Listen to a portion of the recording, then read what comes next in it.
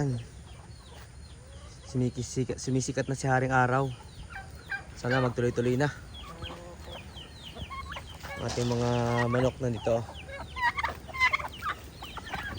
Pakain muna natin. Patukain muna natin ng feeds. Nakakatuwa lang ulit dahil yung ating mga manok dito ay patuloy na alin dumadami. Tapos meron tayong mga sisiw ngayon. Kasi iba ay nangingitlog pa.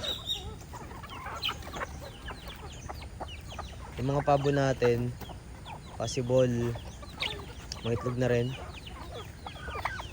Dahil nagmi-mate na sila. Sana magtuloy-tuloy na. Sander! Ting aso. Nandiyan lang yun. Hindi naman siya nangangagat eh. Sander! Paikot-ikot lang siya. Nangaasal lang yun ng mga manok. Tapos hindi naman niya pangagat.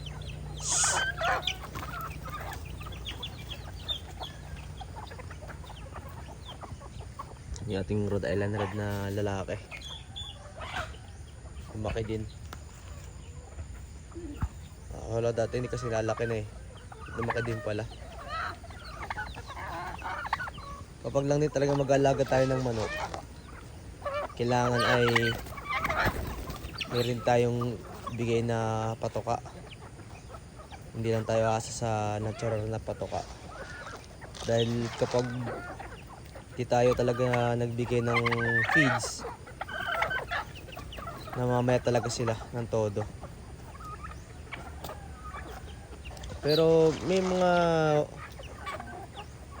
naman tayo, pwede naman tayong ibigay ng mga patoka na hindi tayo masyadong gagastos. Tulad ng sapal na niyog, yung mga dahon-dahon. So maganda rin na magbigay tayo nun para alternative na pakain sa mga alaga natin na hindi tayo masyadong magastusan. Tulad itong ating mga Rhode Island Red, yan. Yung mga naman ay kahit hindi mo bigyan ng masyadong feeds, bagay itong ating mga manok, itong ating mga pabo. Kasi pag mamaya, andyan sila sa labas. Yan, andyan na sila mangangainan. Wala na. Basta kayong pakainin. So ngayon, tingnan naman natin yung ating mga alagang tupa dito. Bilangin natin. Baka meron na namang nawala. Nanakaw.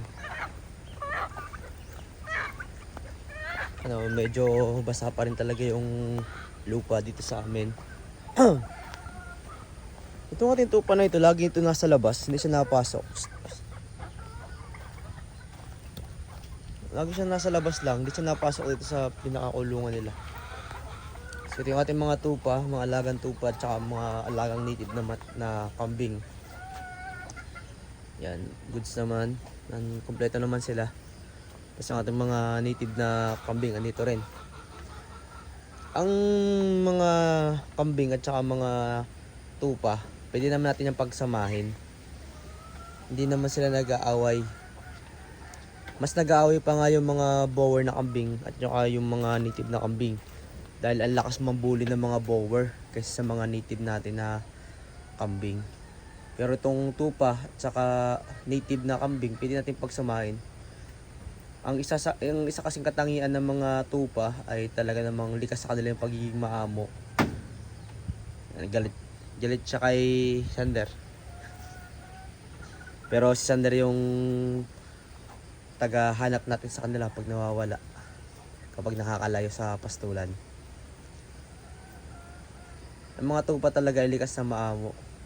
Kapag yan ay nahawakan mo, hindi na talaga yan magsisigaw, hindi na yan mag-iingay. Kaya mas madaling manakaw ang tupa kasi sa kambing. Kasi ang tupa, once na mahawakan mo, talagang maamo na siya. Hindi na yan mag-iingay, hindi na yan magpapalakat, kaya mas madali talaga mananakaw ang tupa kaysa sa kambing. Ang kambing kasi, mahawakan mo, mas na mahawakan mo, talaga naman mag-iingay. Sander! Mga asar ka na naman dyan. Basan! Pero yung mga tupa talaga, wala talaga maririnig ikaw. Kaya kahit pag nilalapan na ng aso ang mga tupa, hindi pa rin sila talaga, alam niyo yun, yung mag-iingay para makakuha ng attention. Hindi, magpapalapa na lang siya. Yun yung isang disadvantage ng tupa. Kaya mas mabilis manakaw, mas mabilis makuha yung tupa. Kasi ganun yung karakteristik nila. Sobrang amo nila. Sobrang sila nag-giveaway. Kaya pag nakain ng aso, nalapa ng aso, mga ligaw na aso dito sa lugar natin, wala na. Makita na lang natin na possible na sugatan or patay na yung ating tupa. Alam naman natin na once makagat ng aso ang isang hayop, possible na may rabies at hindi rin talaga magsusurvive. Halos hindi rin magsusurvive kapag nakagat ng aso. Lalo na kung manakaw, wala talaga ka-survive. Katulad na nangyari sa isa nating alaga na nanakaw. So ngayon, maaga pa naman, kaya hindi mo natin ilalabas itong ating mga alaga. Dito muna sila sa kulungan. Mamaya na rin muna tayo magbibigay ng kumpay dun sa ating mga bower na kambing. Ito lang ginagawa natin tuwing umaga. Kailangan lang natin silang tingnan kung okay pa ba sila, kung wala ba nawawala, kung kompleto pa ba sila, kung may sakit, may nararamdaman. No, wala naman. Ito lang itong ating isang tupa na ito, mula nung nawala yung kanyang tatay, medyo naglungkutin. Yun din palang isang katangian ng mga tupa. Nalulungkot sila once na merong nawala sa pamilya o kaya sa kasamahan nila. Yan yung likas ng tupa. Legit talaga na nalulungkot. Parang nanghihina, ganun. Ganun yung nangyayari. Itong tupa na to, sobrang lungkotin. Hindi naman siya wala naman siyang sakit. Ganun lang din talaga kahit yung mga kasamahan niya. Mga tupa. Nanghinain din talaga. Simula nung mawala yung kanilang tatay. Tsaka yung ating inahin. Kasi yun yung asawa niya, kumbaga. Nanlungkutin talaga. Nanghina. Ganun. Pero wala naman silang sakit. Goods naman. Ngayon masisigla na. Ito na lang, isang ito. Tapos lagi siyang nakabukod sa karamihan. Hindi siya sumasama. Para palaging galit Yan yung pinakabunso. Ay, hindi pala. Pangalawa sa pinakabunso. Yan ay lalaki. Ram. Sayang yung talaga yung nawala sa atin. Kasi kung pagbebenta natin yung nawala natin turo, nasa around 20k yun. Ganun kalaki na. Pero wala talaga tayong magagawa. May mga tao talaga mapalamang na hindi marunong lumaban ng patas. Yan, tanggapin na lang natin. So, plano natin dito kapag nagtagal, tupan na lang yung nandito. Tapos kasi yun yung isa natin kasing kulungan ng mga kambing, hindi pa natatapos. Tapos yung mga native natin dito natin ilalagay sa kulungan ng mga bower natin. Tapos dito natin ilipat yung mga bower nating kambing. Pero dahil wala pa naman tayong budget nga para mapagpagawa ulit ng panibagong kulungan ng kambing, ay pansamantala dito muna natin ilalagay yung ating mga tupa at saka yung ating mga native na kambing. Tapos kailangan din natin uling gumawa ng panibagong kulungan ng ating mga 45 days. Kasi ito ay sala yung pagkakagawa natin dito. So baka lipat natin ito somewhere dito sa farm natin. Basta ito ay magiging kulungan ng ating mga native na manok. Mga tag dito. Rhode Island. Yan, pabo. Yan magiging kulungan nila. Pero for the meantime, dahil wala pa rin tayong budget, so ito muna ilalagyan ulit natin ng panibagong mga sisiw o mga broiler chicken. Yan yung mga lalagyan natin dyan uli. Yung ating mga manok nasa labas na. Nanganginain na sila. Sa labas na sila. So yun lang yung trabaho ng ating mga manok.